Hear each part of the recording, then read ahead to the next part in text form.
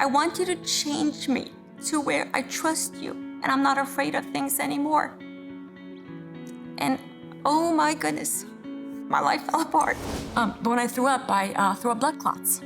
At this point, it had been a month. I hadn't been eating because I just couldn't eat. You don't have an ulcer, you actually have cancer. And it's very aggressive and very fast growing, and you need to start treatment right away. So as my husband's driving, I'm looking it up online, and everything I looked up online was horrible. Like basically people don't survive this. The plan was after 4 rounds of chemo, I had to have surgery. Well, in my case, the surgery was removing my stomach. The entire thing, like every bit of it. Went to see this doctor. He goes, has anybody ever shown you your CAT scan? I said, no. He goes, let me show you a picture of your CAT scan from the time of diagnosis. And he showed me a picture. He showed me, he goes, you see this? He goes, 2/3 of your stomach is cancer. You've been living off 1/3 of your stomach. It's like, okay, if God can keep me with just 1/3 of a stomach and in pretty good shape, he can keep me without one.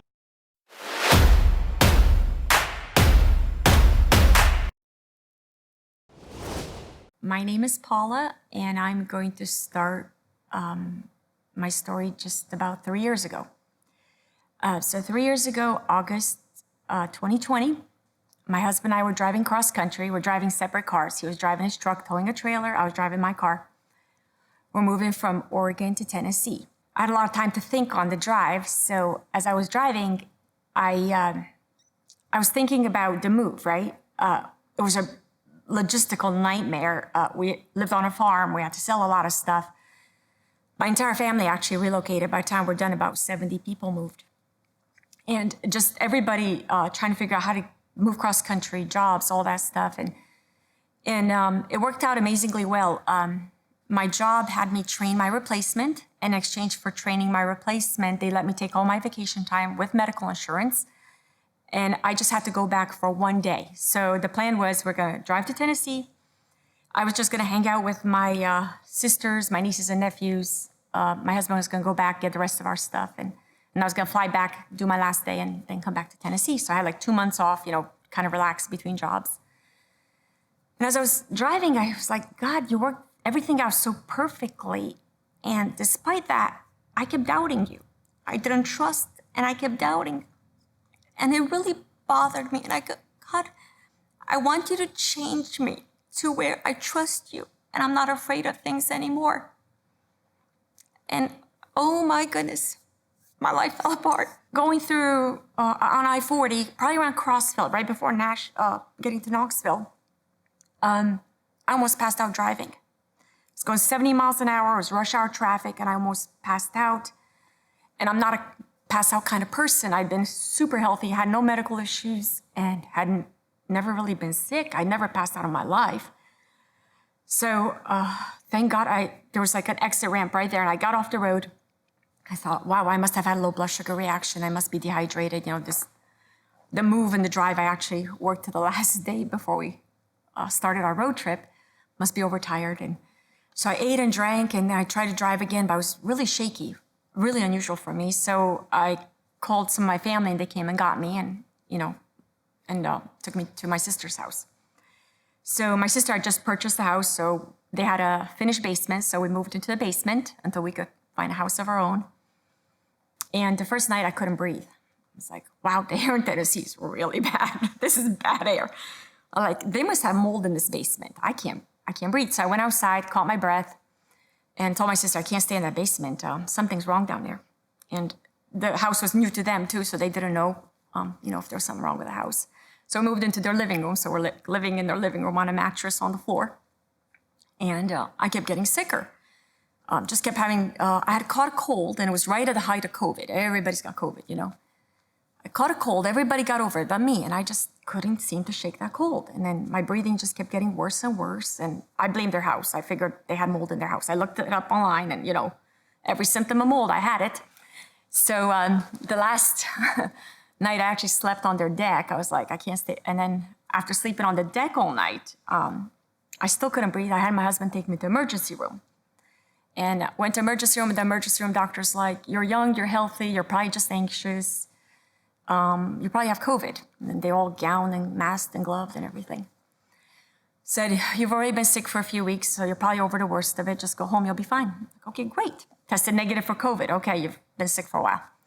Went back to my sister's house. Oh, in the meantime, right after that, we found a house we liked. We put an offer on the house because, I had COVID and I was just getting over COVID.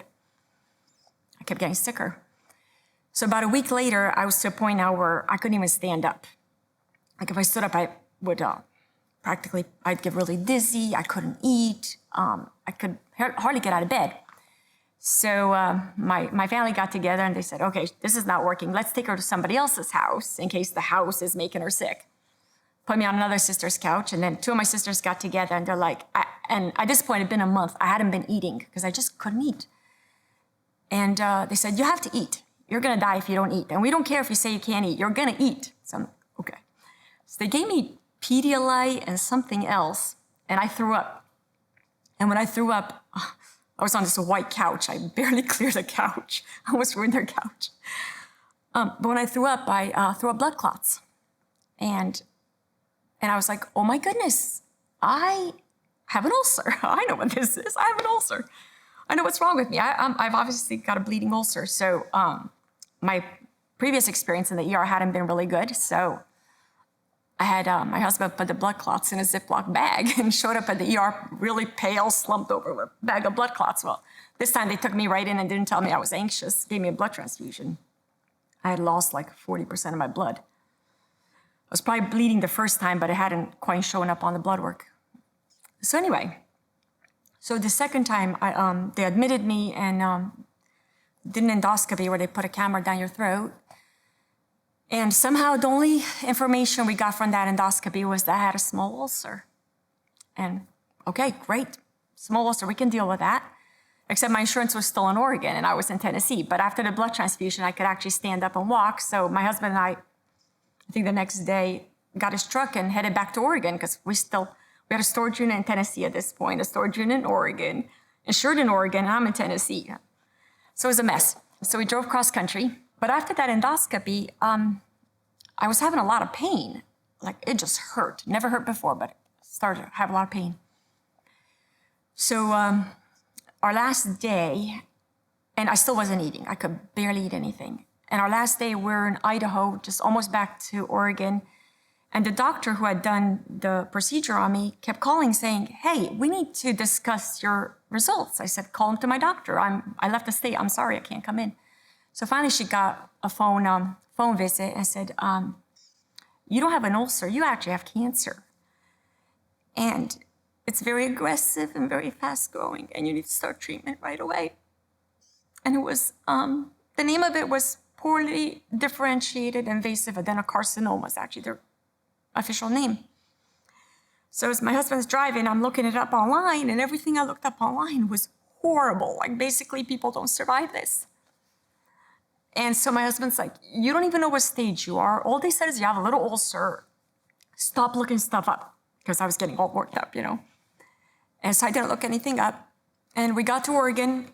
My family was all in Tennessee except for one brother, and his house was on the market, so we couldn't stay with him. So we moved in with some friends and started trying to get a doctor's appointment. Couldn't get in anywhere. Nobody had openings. And I worked for a healthcare system. Couldn't get a visit.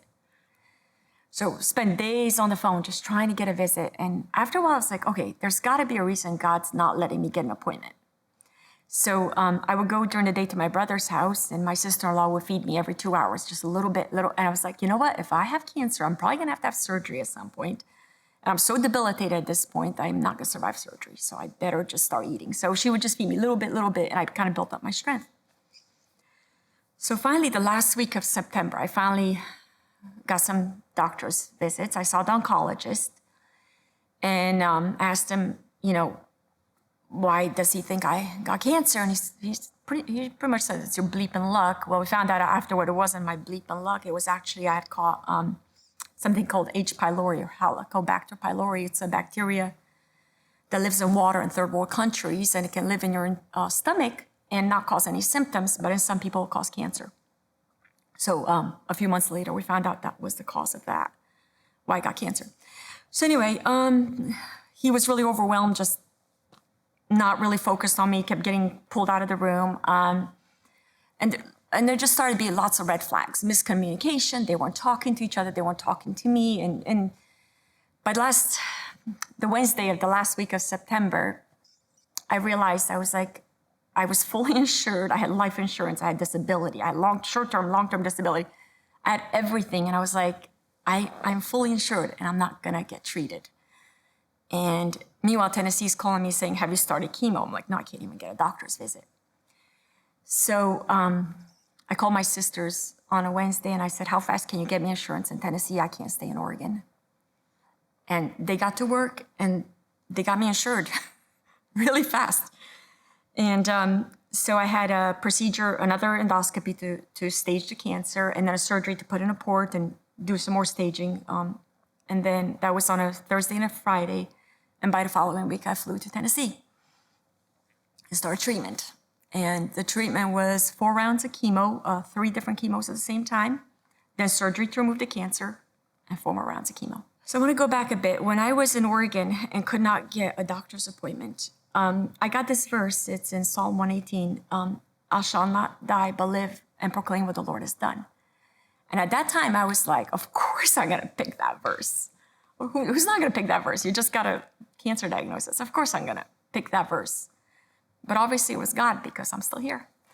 It was God speaking. So anyway, I came to Tennessee, started chemo. I'm sure everybody knows what chemo's like. Lost all my hair and sick and all that. And then the plan was after 4 rounds of chemo, I had to have surgery. Well, in my case, the surgery was removing my stomach, the entire thing, like every bit of it. And I wasn't happy.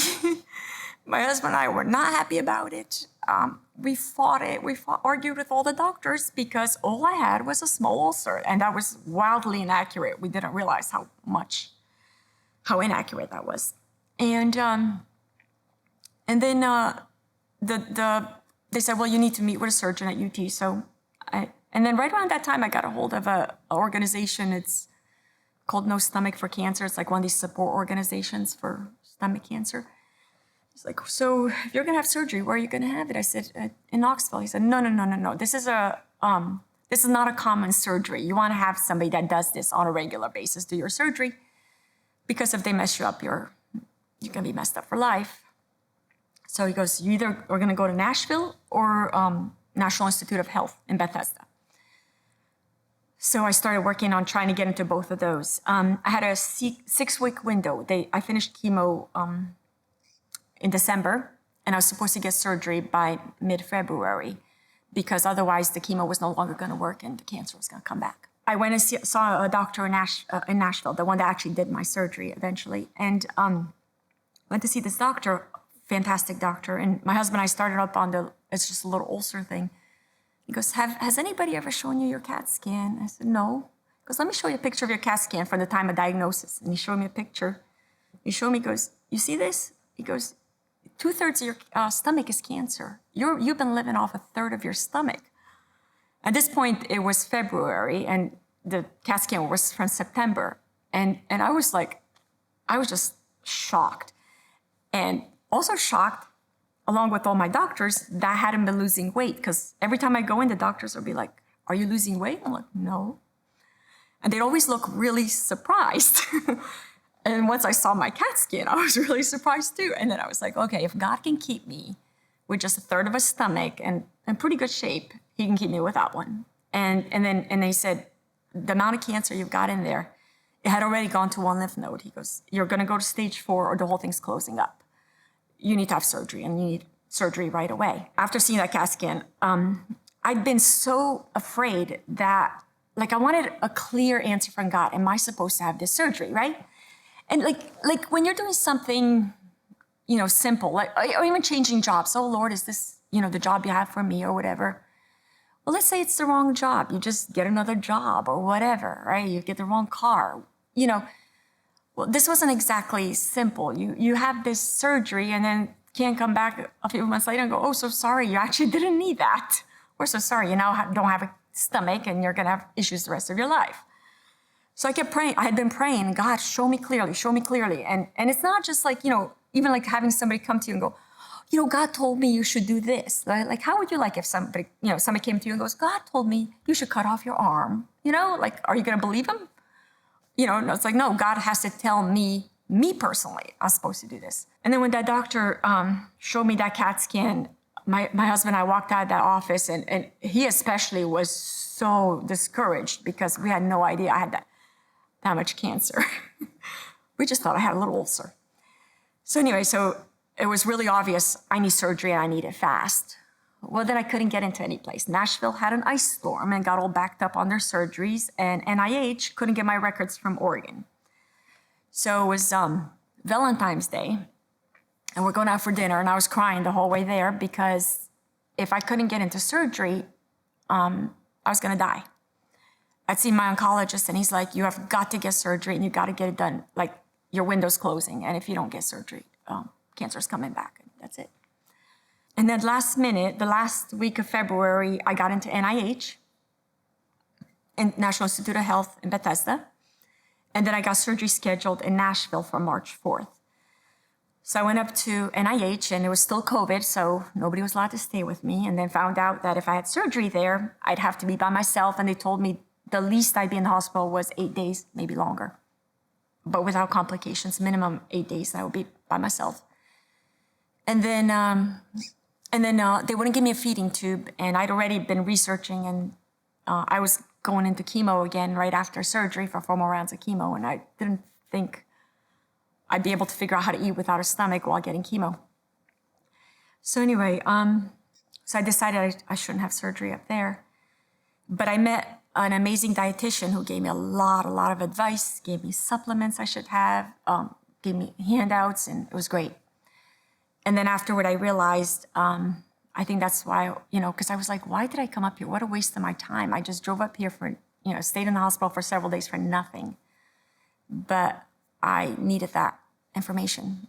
I didn't realize how badly till later. Did another surgery in an NIH where they looked to see if the cancer had spread, because that's something else Nashville couldn't do because of their ice storm. Because if the cancer had spread, there was no point in removing the stomach. So I had surgery, and the next day drove back home. Went to Nashville, and I still did not want that surgery. I cried all the way to the operating room. I never liked to be medicated because I'm a control freak. So I've had multiple surgeries in the last 2 years, and I stay awake right to the very end. Anyway, cried all the way down, and had the surgery, had my stomach removed, had a feeding tube placed right on my belt line. Boy, they could not have picked a better spot.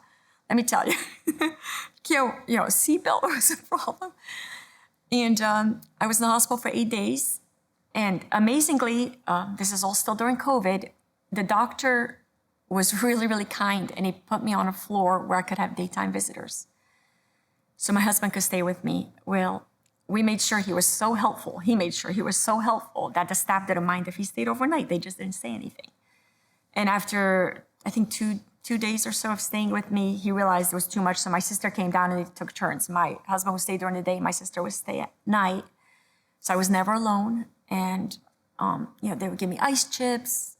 They did everything they could for me. So the nurses only had to do the minimum. I think that's one of the reasons I did as well as I did. They would take me for walks, when I was supposed to walk, and get me to the bathroom. And I could hear other people go, nurse, I need to go to the bathroom, for hours on end. I felt so bad for them, but they were alone. And the other thing that was interesting, I didn't realize until I was able to walk, was that Vanderbilt's an older hospital, and most of the patient rooms were really, really tiny, except for a few of these big corner rooms. And I had the corner room, and I don't know what floor I was on, but had, like 2 walls of glass. So I didn't feel like I was in a little cramped place for 8 days, So that was God looking out for me. So I went back home with a feeding tube, and so I wasn't too worried about chemo, because I had a feeding tube, right?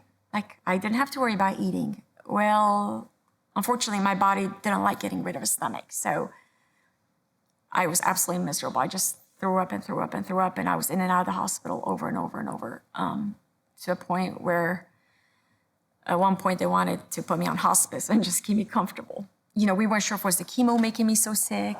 It was just hard on this whole thing was incredibly hard on my family. But I survived chemo. I got through chemo. You get to ring a bell. I got to ring the bell. And then I had to learn to eat without a stomach. That was rough, very, very rough. Basically, I have to eat very small amounts. I have to chew my food really thoroughly. I pretty much eat every hour and a half when I'm at home. If I go out, I'll have a shake or a drink with me or a snack. And I have to watch my sugar, protein, fat ratio, and my solid food to liquid intake. But I've got it to a point where I can function now. I don't always get it right, but I can function, which I didn't for the first year. So I'm the kind of person, as soon as I was done with chemo, I'm like, okay, we are gonna get back in shape. I'm gonna get physical therapy. I'm gonna start walking. I'm gonna get back. I'm gonna get back 100%. I'm not staying like this. And it didn't work. Nothing worked. I'd be fine, and then I'd get excruciating abdominal pain. I couldn't eat. Things would come back up. And this went on. They told me that, because I had gone in and said that feeding tube site, I had the feeding tube for 6 months, by the way, before I had that taken out. That feeding tube site hurts a lot. It hurts all the time. So, well, we don't want to do surgery on you for at least a year. When a year out, went to see the doctors. They're like, we can't really find anything wrong with you. So ended up another year. And by the way, during this time, I couldn't really feel God like talking to me. I guess you don't feel God talking to you when you're miserable. So anyway, but I started having these dreams, and I had a dream about a house. I dreamed I was inside a house, and the structure was on fire, and I had like a little cup of water, and I was trying to put it out, and I couldn't put it out. It eventually got put out, but it was so damaged, the house was going to collapse. It's like, that's a weird dream. What could that be about? And I'm like, is that our family, our country? I'm like, I don't know. So then a few months later, I had another dream. This time I was inside a house again, and a huge crack opened up in the ceiling. And in this dream again, I was like, oh, this is gonna collapse. This house is not structurally sound. And again, didn't know what it was. Well, again, later I had a third dream, and this time it was a lot of workers working on a house that had been condemned to be torn down, and they were fixing it. And this third dream, I was like, I wonder if I'm the house. That's really weird. I wonder if I'm the house. And right around that time, one of my follow-up CAT scans for the cancer showed a little hernia at the tip of my finger, and my bowels was getting stuck in it. So I went back to a surgeon that I'd already seen 3 times. I'd been seeing doctors, this is a full-time job by this point. And he said, oh, yeah, that actually matches some of the symptoms you've been complaining about. Yeah, your intestines are getting stuck in this little hernia. It's a simple surgery. We'll go in there and fix it. And I said, okay, and I want you to cut that tube site loose, because where they had put the feeding tube was still attached to my abdominal wall. And I said, I don't know what's going on in there, but that hurts a lot. Well, they went in and found out that where the feeding tube was attached to my abdominal wall, my intestines had gotten draped over that or blocking things off. And then my entire previous incision from here to my chest had come apart on the inside, and it was ready to blow open. Like the whole thing was about to come undone. But it wasn't showing up. And then there was so much scar tissue, though, that nothing was showing up on the CAT scans. So it was supposed to be a little surgery, turned into a major surgery. And I have a piece of mesh in now that's 9 by 6 inches, and everything's in place. But God knew I was structurally unsound and about to come apart. The doctors didn't know. I didn't know. They sent me for like every test imaginable, sometime more than once. Well, didn't show anything last time. Let's do it again. And but God knew. And at the last minute, He helped fix me. So anyway, I had that last surgery in March of this year, and I can eat, and I'm not in constant pain, and I'm very, very thankful. So anyway, that's my story the last 3 years. The survival rate for my type of cancer, I was stage 3, is 25%. So every time I go in and I'm cancer-free, the oncologist is doing a dance. He's like, oh my goodness, you're still cancer-free. Like, well, God's got plans for me. So one day, when I was in the middle of being really, really miserable, which was a lot of the time, by the way, I was sitting there and I was crying because like every time I get better, I get worse. I just never seem to get better. And I was crying. I was like, I feel like God really hates me. I think God really hates me. And then I read, I have to look it up because I can't tell you the exact passage, but I read this, it's Hebrews 12:6-11. Because the Lord disciplines the one He loves, and He chastens everyone he accepts as his son. Endure hardship as discipline. God is treating you as his children. For what children are not disciplined by their father? If you're disciplined and everyone undergoes discipline, then if you're not disciplined and everyone undergoes discipline, then you're not legitimate, not true sons and daughters at all. So anyway, I was like, so this means I'm God's kid. Well, I always thought of the God's love of, like you worship in church on Sunday and you feel God's presence, or, God does nice things for you and, oh, God loves me. Well, I wouldn't have thought of cancer as being God's love, but it is. And if you think about it, like what teenager is happy when their parent says, you've got to do your homework, you got to clean your room, you got to practice your piano, you can't go out on the weekend because you didn't do your chores, whatever. What kid is going, oh, my mom loves me? No, they're like, my mom's horrible.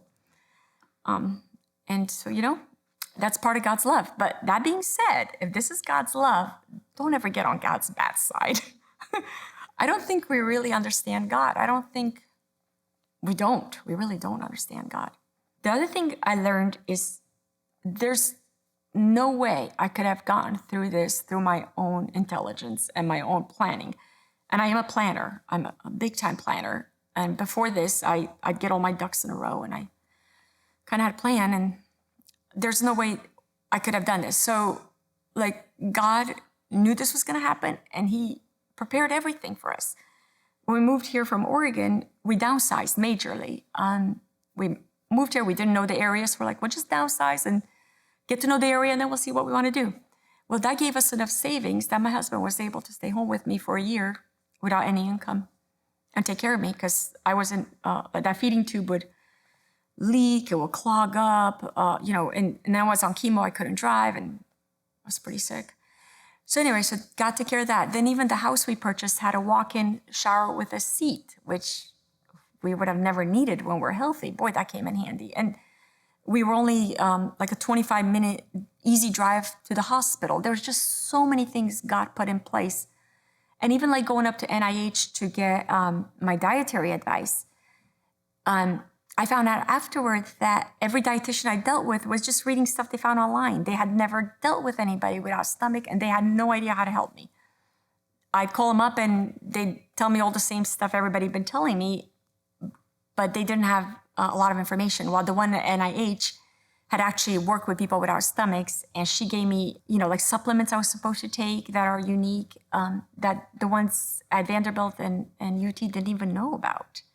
So if God hadn't taken me to NIH, I would have survived the surgery and then become malnourished and not healed and had other issues, even though I didn't heal well, but that was probably from the chemo. God's in charge, right? We're just sheep. And the shepherd doesn't have to tell his sheep what the plan is. The shepherd doesn't have to, give us the plan for our whole lives. We're just supposed to follow him. And it's really important to get to know God's voice, because I was a Christian, but until I needed to know God's voice, beyond a shadow of a doubt, I didn't really hear his voice. And I didn't necessarily think it was, I guess you say, important, because I wasn't to the point where I couldn't take care of myself, or, I couldn't depend on myself. So anyway, that became really important, learning to hear God's voice. And then God's been faithful. God's been faithful. He got me through hell. And I'm healthier than most people that have never had cancer at this point. So anyway, God's good. That's just my story the last few years. Another verse God gave me one time, I was really struggling. This is when I was starting to get better. I'm like, God, why in the world did you put me through this?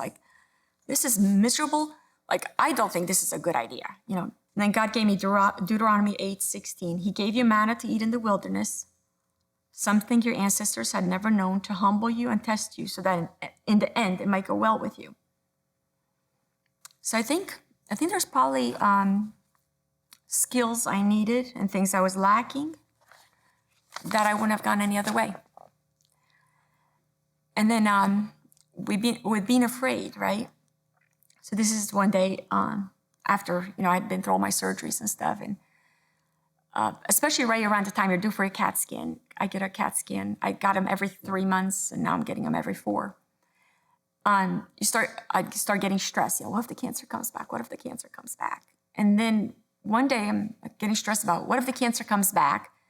And then the next minute getting stressed about what are we going to do about our finances if I never go back to work? And then back and forth, back and forth. And then finally I'm like, wait, if I die, then our finances won't matter. And finally I'm like, this is ridiculous. I let the devil just go and twirl me around, and this is ridiculous. And I prayed, I'm like, God, you just have to change me. And he has. He's been working on me. And he's done a good job. Before I got sick, I thought I was in control. I mean, I knew I wasn't. Everybody knows they're really not in control of their lives. You could die at any minute. Anything could happen. But I really had a lot of control. I had my life the way I wanted it. We don't know what's best for us, right? When we lived on the farm, we had animals.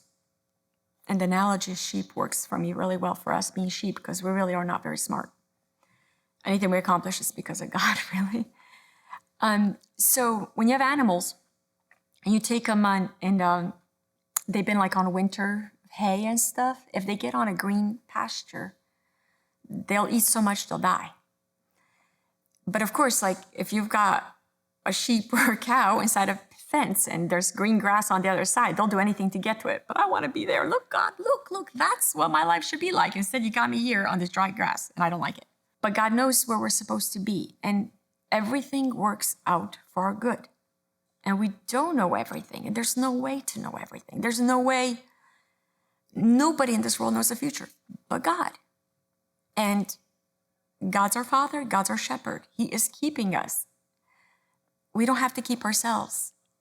And I still on a regular basis get in over my head all the time. I've had side effects of chemo where at first my brains were so scrambled I wouldn't even show up to church at the right time or the right day. But God is in charge of us, and we don't have to figure things out. It's okay. It's okay not to know what's going to happen. God's in charge of our families, and he's trustworthy. And even if if the CAT scan came back positive next time, and the cancer were to come back and I were to die, it's still going to work out for good. At that point, I really win. I go to heaven, I had to pray that God would remove that stuff from me, because I couldn't change myself. I couldn't change myself. I just had to pray that God would just take the fear and the control issues and then God works through circumstances, right? When things are not going the way we want them to go, well, God's in it. God's still in it. And he's using it for our good. Sometimes it's to put us back where we belong, because we're where we don't belong, or for whatever reason, but God's still using everything for good. Living in fear is living in a prison of your own making. And there's no need to live there. God doesn't want us. God wants us to enjoy our lives and just trust him. That's another funny thing. So when I was sick, right, especially when I was supposed to have my stomach removal, like, God, why don't you just have an angel stand in the middle of my living room and just say, get the surgery, you'll be fine. Just do it, you're fine. Why can't I? Because I've heard of people having visions and stuff. I'm like, why can't I get that? Why can't I get like, wait, no, God wants me to just trust him day by day, step by step, every day. And it took a lot of work to get there. So just to keep being open to God's will and hearing his voice, and honestly, mostly for my husband, because what I've been through has been incredibly hard on him, and he's now having some health issues. They're nothing too serious, but they're enough to make him miserable. So praying that he'll get back to where he's enjoying his life too.